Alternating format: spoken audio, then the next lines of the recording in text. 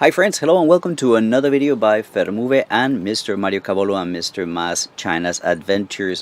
First of all, I would like to welcome all of you to this show, and I want to welcome also Mario. Mario, how are you today? Yes, Fernando. As we say in Chinese, Hao Zhou Bujian. How are you? It's been a Yeah. while. Great to be back. Great to be back together. And no matter what's the point? Hello to all of our friends. Hello to all of our viewers. What are we going to do? We're going to talk about important things, things that Yes, matter, today, things that are meaningful. That's what it's about, man. and we want to keep it short and simple and very condensed. So we're going to be talking about the end of the WHA, which is the World Health Assembly that basically rules the World Health Organization.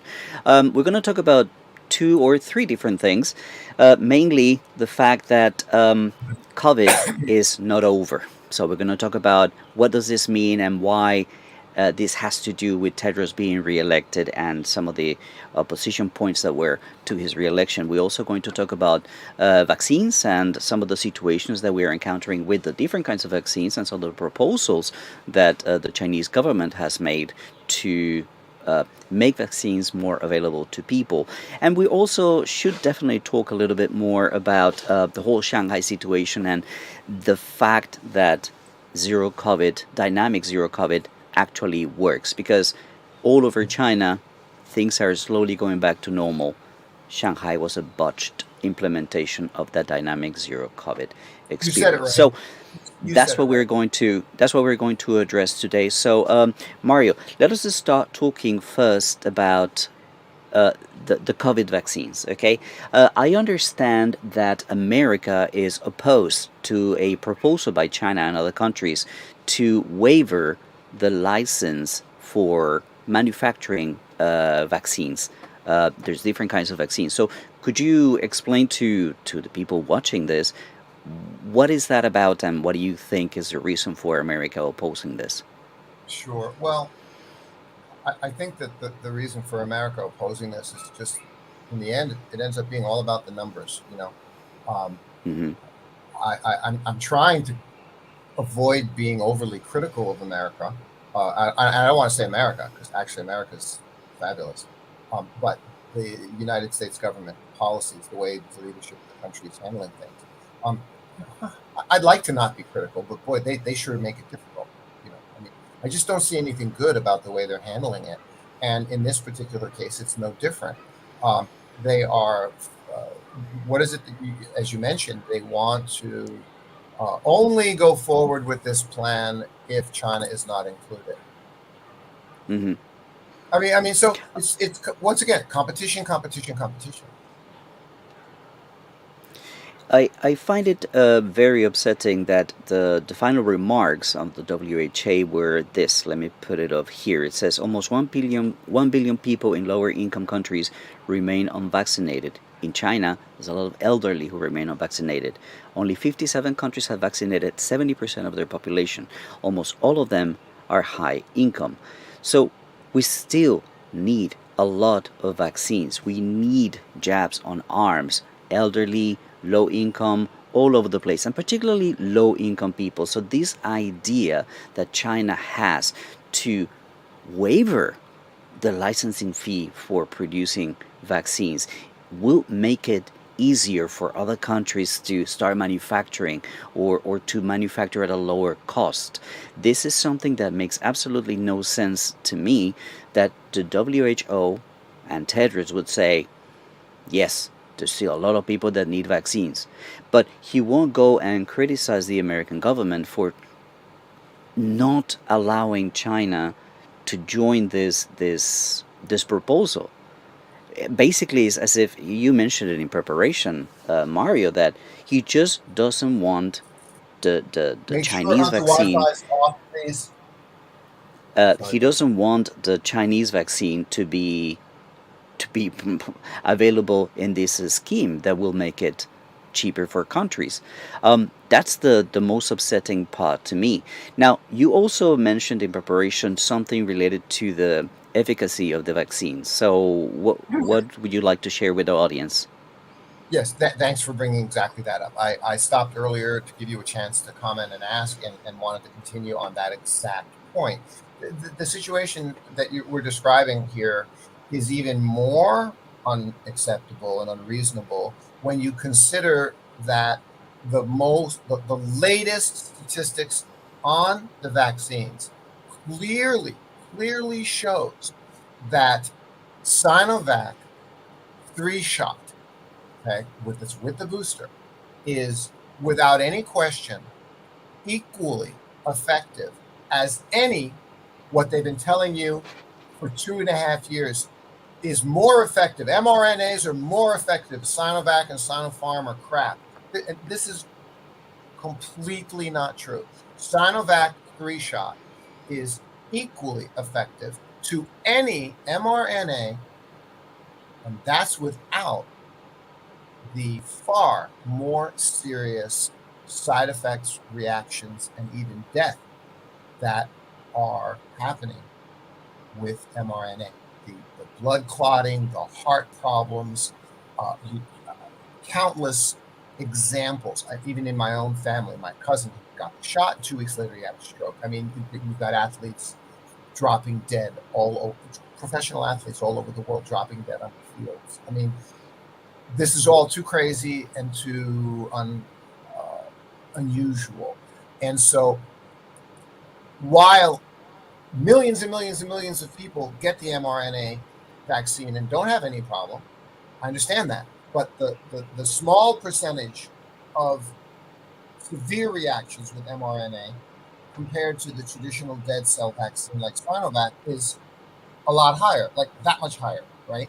Which is still tens of thousands, hundreds of thousands, and millions of people who are getting severe reactions. That's not happening with Sinovac, which we now know is equally effective, which is amazing. I all along wanted to get my Sinovac. I got my Sinovac, and I'm happy to have gotten it. But sure enough, this is what they're not telling the world. You know, I want to say something else about this, Fernando. I feel sorry for people in the West because all they get to do is read Western media. And they need to read Western media. And all they get to do is they need to read Chinese media because Chinese media is straight, boring, and factual. Okay. But they're told that it's propaganda. So I feel sorry for people in the West. They're being lied to constantly. And the situation I want to use as an example, I just mentioned about the vaccine, right? And I'm going to make an audio adjustment here real quick. Hang on. Okay, that shouldn't affect my microphone. You can still hear me okay, yes? Yes, Same as yes. before? Yeah, good. So the people in the West, I feel sorry for them because Western media keeps lying to them. And one of the best ways that they lie is the 3 ways to lie is to delete or distort, okay, or to generalize, to delete, and to distort. And deleting is the one. They leave out information that's very relevant. So, for example, they talk about the Sinovac, but they don't tell you this recent information that's a month ago, so it's not that recent. It's very well known. Oh, we now know Sinovac is equally effective. Great. Well, why don't they want to tell you? They don't tell you this. Who's reported this. Okay, so they leave it out. They don't tell you this. Okay, and the second example of this is with respect to vaccinations. Okay, I'll read it. According to the Washington Post, Associated Press, May 17th article. Okay, what does it say? WHO Emergencies Chief Dr. Michael Ryan, credible guy, works closely with TEDROS, says a suppression-only strategy is not a sustainable way to exit the pandemic for any country. And of course, he's referring to China. He's following up on Tedros' remarks, which said, incorrectly, that China's zero COVID policy is unsustainable now, especially because of Omicron, because it's contagious, more contagious. And then this Dr. Michael Ryan follows up and says, a suppression-only strategy is not a sustainable way to exit the pandemic for any country. Immediately, any Westerner reading that line and reading the rest of the article turns around and says to themselves, that's so stupid in China. They're just doing that zero COVID suppression thing. It's a suppression only strategy. The WHO chief, emergency chief, Dr. Michael Ryan, just said that. Why don't they get their people vaccinated? That would be immediately what a Western person is thinking. Because Mm-hmm. then you continue reading the Washington Post article, and nowhere in the Washington Post article does it say that China has amongst the highest vaccination rates in the world, at now very close to 90%. And it Mm. doesn't even mention in the article that China's vaccination rate is 90%. So this is how they are continuing to leave out relevant information. This is how they continue lying to the public in the West. Admittedly, we have an additional situation to talk about regarding vaccinations. Yes, enough elderly are not vaccinated. That's an issue. We can talk about that too. But 90% overall of the population in China is vaccinated, and they don't even mention it. So they don't want you to understand what's really going on here in China. I think that the fact that he says that is not sustainable has everything to do with Omicron. Oh, it's Omicron and it's different and it spreads a lot faster. Look, Yeah. Shenyang, you also guys had Omicron. Guangzhou, Shenzhen, Jilin, all over China, there have been outbreaks of Omicron, and they've all been dealt with jabs on arms and this dynamic zero COVID approach, which is based on testing, tracing, and isolation. That's all it is. And if the rest of China is okay, I've been traveling for the last 5 months during these outbreaks of Omicron in China. What does that tell you about Shanghai? Shanghai was an exception. Shanghai was Thank you. a situation that was not properly controlled. But the world is looking at Shanghai like that's all of China. If you actually look at the rest of China is dealing with it the way it should, which For the is last 2 years. For the yeah, last two exactly. years. It's the same thing. So it's not that Omicron doesn't work well with the zero dynamic zero COVID policy. It's just that what took place in Shanghai, which has been now broadcasted all over the world as a huge failure of China, when that's only 25 million out of the 1,400 million people who live in China.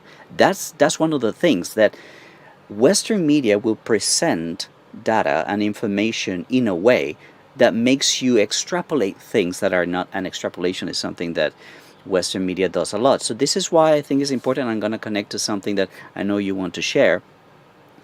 Listening to voices on the ground, it's so important because we give you all the information and all the context that is being left out by Western media. So I understand that you have gone now with all your publications and your writing and your articles to Mm, Substack. Why don't you tell our audiences what you're thanks. doing, where you're Yes. doing it, and why they Thank should go and read what you write. Well, thank you so much for bringing it up. It's a great point.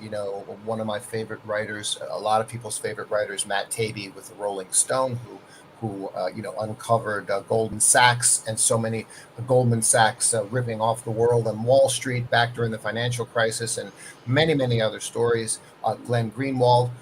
So many professionals have seen that Substack is a great platform to do the writing. And all my comments of making them in Twitter, you feel like you're wasting your time in Twitter, because Twitter is effective in its own way, but there's a lot of other stuff going on in Twitter that is difficult, and it's not that efficient. So now I've moved finally as well, like many many other professionals, to Substack. Please, my newsletter, Mr. Ma's Counterpoint China, in Substack. I'm very happy about it, and encourage and welcome everyone to subscribe. It's $8 a month, but I'm letting it go for free for a while, and all of my writing takes place in Substack, and then from there I'll share out whatever I'm going to share out that's free, out to my Twitter feed as well. I'm really happy about that. Substack is a great platform, and I'm happy to tout it. I'm happy to be on it, and I'm happy to say that I finally launched this. It's been on my mind for many months to launch this newsletter. And on the point of Substack, thanks for mentioning it. I want to continue here. What you were saying earlier, Fernando. I have sent 2 tweets out to the Wall Street Journal and Jonathan Chung with the Wall Street Journal. Okay. So you write articles about Shanghai, the failure of Shanghai. Where's your articles about the other 249 cities in China that haven't failed in controlling and containing COVID? Our country, China, is the only country that has had positive GDP for the past 2 years because of its success as being more of a normal economy and society than the rest of the world. While the rest of the world was a wreck, China was successful and still even had the only country in the world that had positive GDP. Where's your articles about that? So, hey, Jonathan, uh, you know, because of China's success, instead of pointing out the one city that had a problem, what about the other 249 cities? What about the 5 to 10 million people in China who didn't die? And what about the 50 to 100 million people who did not end up in the hospital with severe reactions, with severe sickness in the hospital, in ICU, on ventilators, like the It's tens of millions of people all over the world, in Italy, in UK, in Europe, in the United States, everywhere. Where's your article about the millions of people in China who were saved from suffering, who were spared from this suffering, that their hospital system was not overwhelmed? Isn't this amazing news? Isn't this an amazing success story? Where do you have any links to those articles? And I'm still waiting for the reply. I think one of the things that people fail to connect is Shanghai is one of the most liberal, open, westernized cities. Even in government, they have this mentality. This is one of the things that caused some of the issues at the beginning. And then look at Taipei, look at Taiwan, look at Hong Kong. All these places that have a certain resistance to follow what Beijing does based on science and experience because it's worked all the time. Those are the cities that are having a lot of issues. Numbers are spiking, numbers are going up. And here's the thing, and that's one thing that a lot of people need to understand. Once you abandon dynamic zero COVID, there's no going back. What dynamic zero Sorry, COVID this and the initial lockdowns did is that they put people ahead of the virus. We are able to test, isolate, trace, and be in front of the virus and attack the virus where it appears quickly because of the system that we have. If China is to abandon that and lets it go rampant, like America has forget it. done, like the UK has done, like all these countries just looking away, like, okay, forget about it. We're not even going to test, we're not going to give numbers. That cannot happen in China. If that were to happen, imagine what would happen to the world economy, because China has been able Precisely. to continue productivity because of the dynamic zero COVID approach. I want to show you all one more picture from this event. It basically is the first point on the conclusion. Let me show it here. The Director General addressed at the high level welcome at the 17th World Health Assembly. The pandemic is most certainly not over. That's all I want to read. That's all I want to say. That's all I want you to remember. The pandemic is not over. Why isn't TEDROS criticizing countries that have just forget about masking, forget about social distancing, forget about why? Why? If he acknowledges that the pandemic is not over, why is he not I just don't get it. To me, it doesn't, I can't understand why would he say that, oh, this is not sustainable. It is sustainable. It has been sustainable for the last 2 years. Shanghai is coming out of the situation and it will spring back. It will go back to where it was. It will take some time, but what can you expect? it is a pandemic, and China is dealing with it. Mario, I wanted to ask you if you have any other thoughts related to Tedros at the helm of the WHO. Any particular thoughts? I mean, when I look at No, the reaction and the no, response no, of the no. world from 2020 until 2022, I don't see how we call that a success. But anyway, what's your thought? Yeah, it really feels like, and I watched his actual statement when I watched his actual statement when he said what he said about China, that, we've told China that their approach is unsustainable, blah blah blah, unsustainable, blah blah blah, and he said it in a very lackluster way. He said it without Hmm. authority. He said it like he was reading it. He said it without enthusiasm.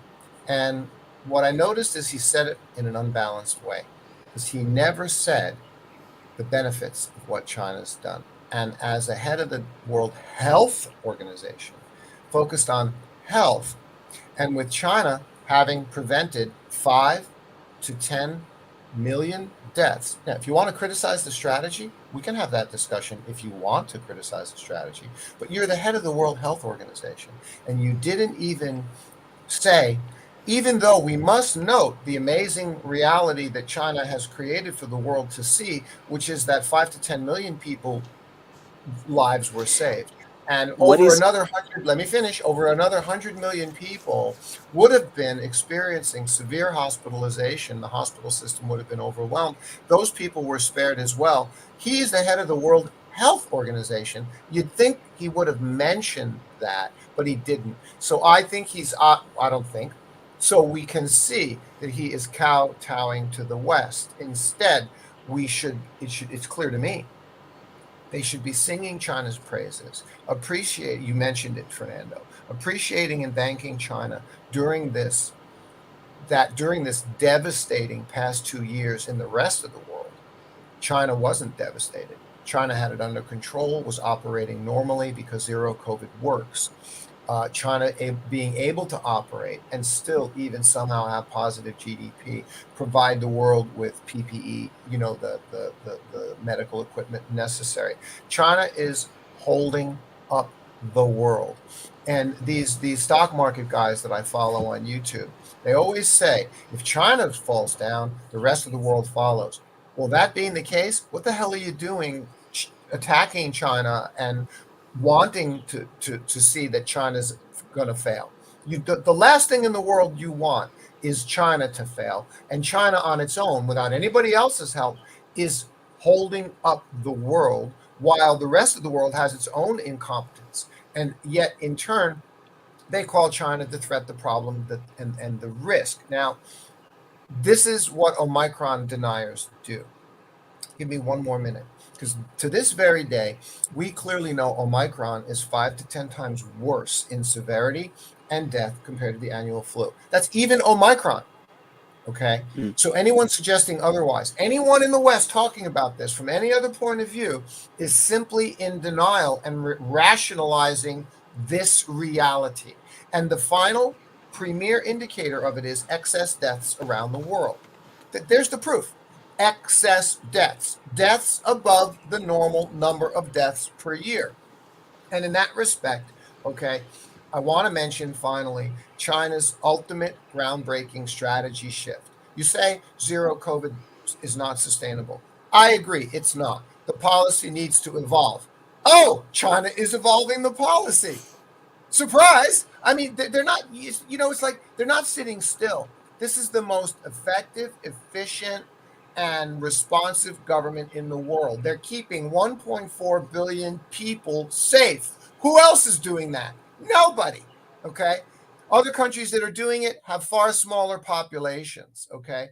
Other countries that I just lost Fernando, folks. I'm not sure whether or not he's coming back or whether you're catching me now. I'm going to go ahead and just continue speaking and assume that maybe the feed will buffer and correct.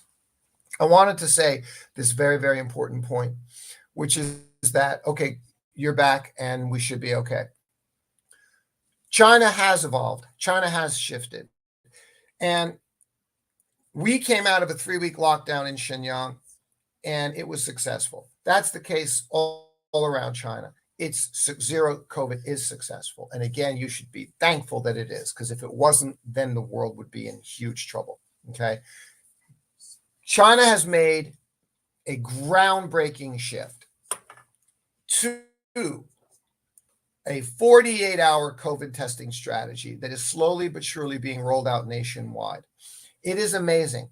Imagine coming up with a strategy that keeps 1.4 billion people virus-free permanently. This is a permanent success. Now, there's a caveat.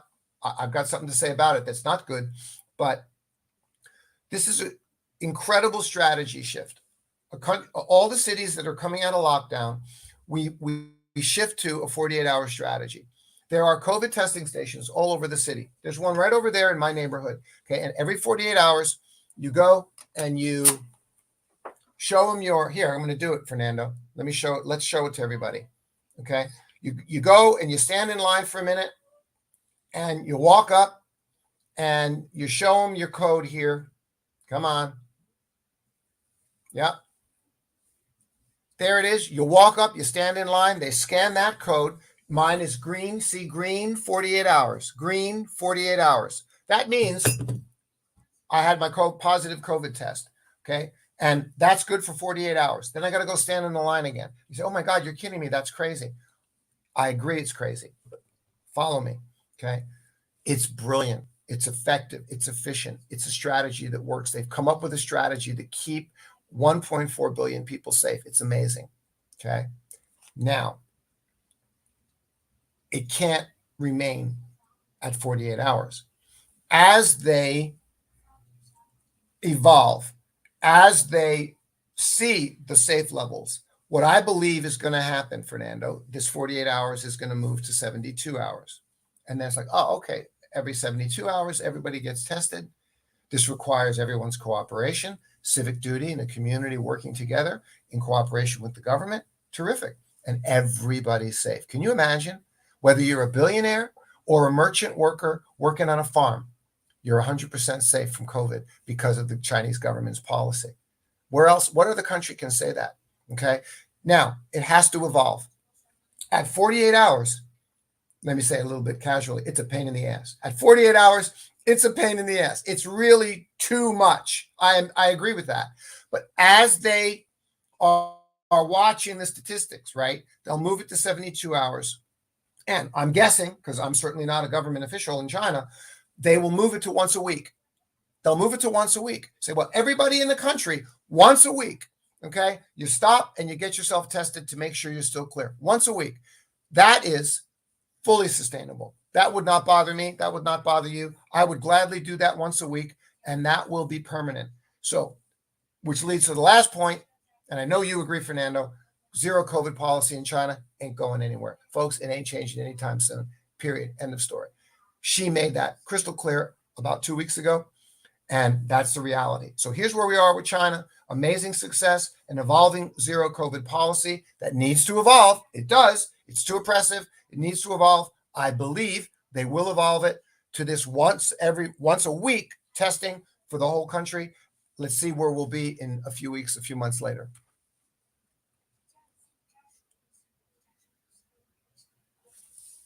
I can't hear you. Adjust your microphone. I can't hear you. It's not a bad signal. You're muted. Are you muted, Fernando? Can't hear you. I'm going in. This should be there better. You go. Now you're back. Okay, sorry Now about I can hear that. you. Didn't No, change go the ahead. camera, but didn't change the microphone.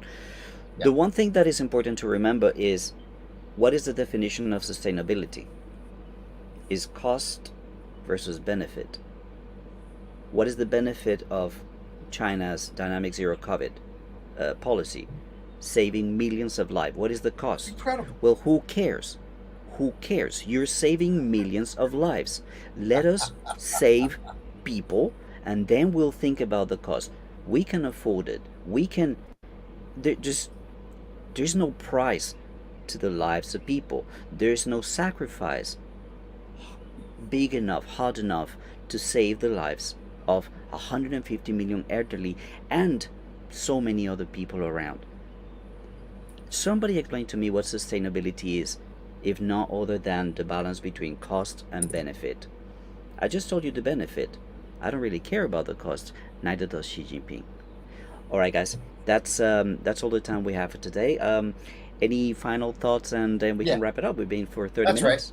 Yes, absolutely. The very last final thought. I absolutely guarantee you, folks. I absolutely guarantee you. I tell you this as a independent entrepreneur living here for 23 years, and I tell you on the other end of the spectrum, as a respected senior fellow with the Center for China and Globalization that does tons of research and understands how the government operates here from every point of view, from the point of view of listening to my mother-in-law who doesn't speak a wink of English, from every single possible point of view. I'm telling you, here in China, none of this is political. This is all about one thing and one thing only: public health, and the government's responsibility to implement policies for the society, for everyone.